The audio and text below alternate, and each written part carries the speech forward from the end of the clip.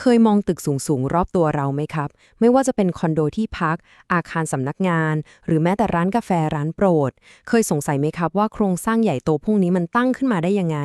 จริงๆแล้วเบื้องหลังของมันเนี่ยไม่ได้มีแค่เสาเข็มกับปูนนะครับแต่มันมีกฎหมายที่มองไม่เห็นคอยควบคุมทุกอย่างอยู่ซึ่งกฎหมายที่ว่าเนี่ยแหละครับคือตัวที่ค้ำประกันความปลอดภัยในชีวิตของเราทุกคนอ้าวแล้วถ้าเป็นเรื่องใกล้ตัวเข้ามาอีกล่ะครับอย่างการสร้างบ้านต่อเติมครัวหรือแค่ทุบกำแพงนิดๆหน่อยๆเราต้องไปขอใครก่อนไหมหรือว่าทำไปก่อนเลยไม่น่าจะมีใครเห็นหรอกแล้วถ้าเกิดทำไปแล้วจริงๆอะไรจะเกิดขึ้นตามมาบอกใบ้ให้นิดนึงครับว่ามันไม่ใช่แค่เรื่องค่าปรับเล็กๆน้อยๆแน่นอนแต่อาจจะกลายเป็นเรื่องใหญ่ที่เปลี่ยนชีวิตเราไปเลยก็ได้เอาล่ะครับเพื่อให้เห็นภาพรวมของกฎหมายก่อสร้างได้ชัดเจนที่สุดวันนี้เราจะมาส่องพิมพ์เขียวหรือแนวทางหลักๆของสองประเทศที่ใช้ระบบกฎหมายแตกต่างกันอย่างสิ้นเชิงเลยนั่นก็คือสหรัฐอเมริกากับประเทศไทยนี่เองครับลองมาดูกันว่าแนวทางของแต่ละที่น่ะเป็นยังไงกันบ้าง นี่คือความต่างที่สำคัญที่สุดเลยครับ ฝั่งอเมริกาเนี่ยเขาใช้ระบบที่เรียกว่า common law หรือกฎหมายจารีตประเพณี กฎหมายของเขาจะค่อยๆพัฒนามาจากคำตัดสินของศาลในคดีก่อนๆครับ ข้อดีก็คือมันยืดหยุ่นมาก ปรับตัวตามโลกที่เปลี่ยนไปได้เร็ว แต่ข้อเสียก็คือมันจะซับซ้อนมาก และแต่ละรัฐก็มีกฎหมายไม่เหมือนกันอีก ตัดภาพมาที่บ้านเราครับ เราใช้ระบบ civil law คือมีกฎหมายที่เขียนเป็นลายลักษณ์อักษรไว้ชัดเจนเลย ข้อดีคือเป็นมาตรฐานเดียวกันเป๊ะๆทั่วประเทศ เข้าใจง่ายคาดเดาได้ แต่ข้อเสียก็คือบางทีอาจจะตามเคสใหม่ๆที่ซับซ้อนไม่ทันนั่นเองครับ เอาล่ะ ทีนี้เรามาเจาะลึกที่พิมพ์เขียวของประเทศไทยกันดีกว่าครับ กฎหมายที่เป็นเหมือนคัมภีร์ศักดิ์สิทธิ์ของการก่อสร้างทุกสิ่งอย่างในประเทศนี้ มีชื่ออย่างเป็นทางการว่า พระราชบัญญัติควบคุมอาคารพศ 2522 พูดง่ายๆก็คือ ไม่ว่าจะสร้างตึกใหม่ ต่อเติมบ้าน ทุบกำแพงทิ้ง หรือแม้กระทั่งจะย้ายบ้านทั้งหลังเนี่ย ทุกกิจกรรมต้องอยู่ภายใต้กฎหมายฉบับนี้เท่านั้นครับ โดยมีเป้าหมายสูงสุดเพียงหนึ่งเดียวเลยก็คือ ความปลอดภัยของสาธารณะ ไม่ใช่แค่ของเจ้าของตึกนะครับ แต่หมายถึงทุกคนที่เดินผ่านไปผ่านมาด้วย และหัวใจของกฎหมายฉบับนี้มีอะไรบ้าง จำง่ายๆ 4 ข้อนี้ให้ขึ้นใจเลยครับ 1. ไม่ว่าจะทำอะไรก็ตาม ต้องขออนุญาตก่อนเสมอครับ ย้ำว่าเสมอ ไม่มีข้อยกเว้น 2. งานก่อสร้างไม่ใช่เรื่องเล่นๆ ต้องมีมืออาชีพอย่างวิศวกรและสถาปนิกคอยควบคุมดูแล 3. เจ้าหน้าที่ในท้องถิ่นมีอำนาจเต็มที่เลยนะครับ ถ้าเห็นว่าทำผิดกฎหมาย สามารถสั่งหยุดหรือสั่งรื้อถอนได้ทันที และ 4. สำหรับอาคารใหญ่ๆที่คนใช้เยอะๆ เช่น ห้างสรรพสินค้าหรือโรงแรม กฎหมายบังคับเลยว่าต้องทำประกันคุ้มครองบุคคลภายนอกไว้ด้วย เผื่อเกิดอะไรที่ไม่คาดฝันขึ้นมา ตัวหนังสือกฎหมายอาจจะดูเป็นเรื่องน่าเบื่อใช่ไหมครับ จนกระทั่งมันกลายเป็นเรื่องจริงขึ้นมา ต่อจากนี้คือ 2 เรื่องจริงจากคำพิพากษาของศาลฎีกา ที่จะทำให้เราเห็นเลยค่ะว่า ตัวหนังสือในกระดาษพวกนั้นน่ะมันส่งผลกระทบถึงชีวิตจริงของเราได้รุนแรงแค่ไหน มาดูเคสแรกกันครับ เป็นเรื่องที่คลาสสิกมากๆ แล้วก็เกิดขึ้นบ่อยซะด้วย นั่นก็คือการต่อเติมบ้านโดยที่คิดไปเองว่า เอาหน้านิดหน่อยเองไม่เป็นไรหรอก แต่หารู้ไหมครับว่า ความคิดแบบนี้แหละที่พาเจ้าของบ้านไปถึงศาลสูงสุดของประเทศมาแล้ว และนี่คือคำตัดสินที่คมกริบจากศาลฎีกาครับศาลชี้ชัดเลยว่า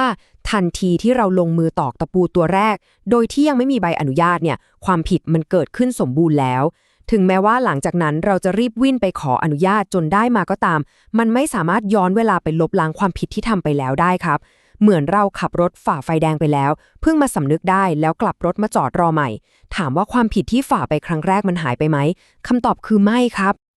เรื่องนี้ไม่ใช่เรื่องที่เล่าต่อกันมานะครับ แต่มันคือบรรทัดฐานสำคัญที่มาจากคำพิพากษาของศาลฎีกาจริงๆ เลขที่ 4663/2543 ที่ตอกย้ำให้ทุกคนรู้ว่า สูตรทำก่อนขอที่หลังน่ะใช้ไม่ได้กับกฎหมายควบคุมอาคารเด็ดขาด จากเคสต่อเติมบ้านนะครับ คราวนี้เราจะไปดูเคสที่หนักหนาและน่าสลดใจกว่านั้นเยอะเลย มันคือบทเรียนราคาแพงที่สุดที่เกิดจากความมักง่าย และละเลยกฎหมายของคนไม่กี่คน จนนำไปสู่โศกนาฏกรรมตึกถล่ม ในคดีนี้ศาลชี้เป้าไปที่ความรับผิดชอบของวิศวกรผู้ออกแบบเต็มๆเลยครับศาลมองว่าในฐานะที่เป็นมืออาชีพ มีความรู้ความเชี่ยวชาญ ย่อมต้องรู้อยู่แล้วว่าโครงสร้างตึกเก่าน่ะมันรับน้ำหนักส่วนที่ต่อเติมเพิ่มเข้าไปไม่ไหวแน่ แต่ก็ยังออกแบบให้ทำการกระทำแบบนี้มันคือความประมาทเลินเล่ออย่างร้ายแรง และสุดท้ายมันก็กลายเป็นสาเหตุโดยตรงที่ทำให้มีคนต้องเสียชีวิต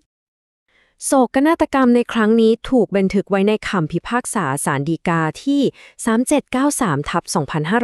3793/2543 เพื่อเป็นอุทาหรณ์ที่เสียงดังที่สุดเตือนใจคนในวงการก่อสร้างและทุกคนเลยครับว่าผลลัพธ์ของการทำงานโดยขาดความรับผิดชอบน่ะมันเลวร้ายได้ถึงขนาดไหน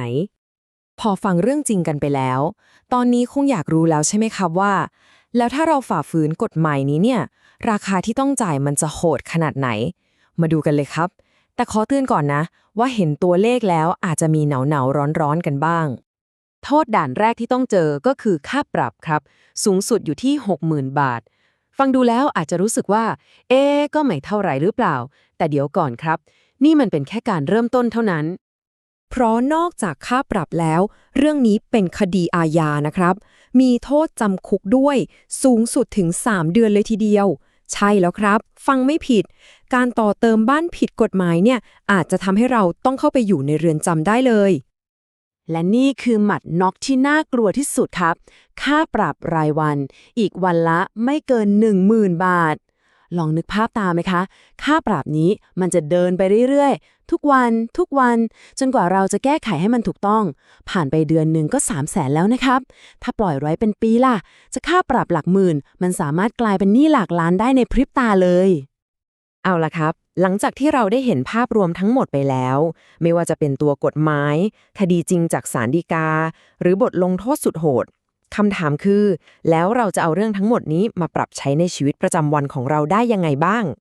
ผมสรุปให้เป็น3ข้อคิดง่ายๆแต่สำคัญมากๆเลยนะครับข้อแรกไม่ว่าจะซื้อบ้านสร้างบ้านหรือคิดจะต่อเติมอะไรก็ตามคำถามแรกที่ต้องผุดขึ้นมาในหัวเสมอคือมีใบอนุญาตถูกต้องหรือเปล่า